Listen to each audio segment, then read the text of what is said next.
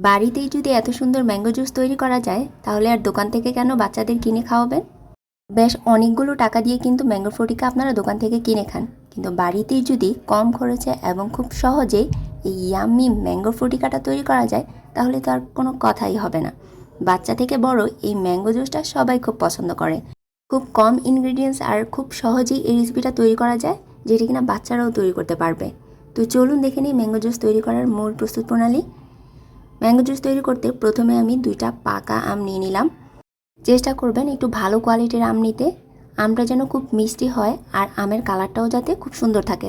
তাহলে ম্যাঙ্গো ফ্রুটিকা যখন তৈরি করবেন তখন আর্টিফিশিয়াল কোনো কালার দিতে হবে না, কালারটা এমনিতেই খুব সুন্দর আসবে। আর আমগুলো যদি খুব মিষ্টি হয় তাহলে চিনির পরিমাণটা খুবই কম দিলেই হবে, আবার চিনিটা কেউ কেউ চাইলে অ্যাভয়েড করতে পারেন। তো আমি আমগুলো এভাবে টুকরো টুকরো করে কেটে নিয়েছি। এখানে আমি 2টা আম এভাবে টুকরো করে কেটে নিয়েছি। এখন একটা ব্লেন্ডার জগে আমের টুকরোগুলো নিয়ে নিব।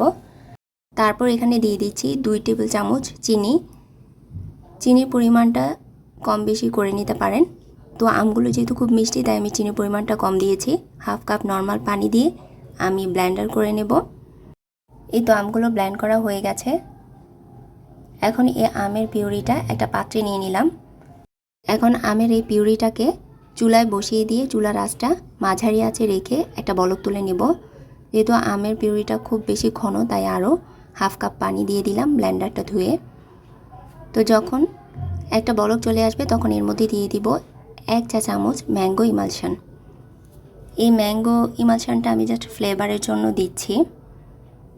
খুব সুন্দর একটা ফ্লেভার হয় এই ম্যাঙ্গো ইমালশনটা দিলে, আপনারা চাইলে এটা স্কিপ করতে পারেন। আমি জাস্ট ফ্লেভারের জন্য ম্যাঙ্গো ইমালশনটা দিয়েছি।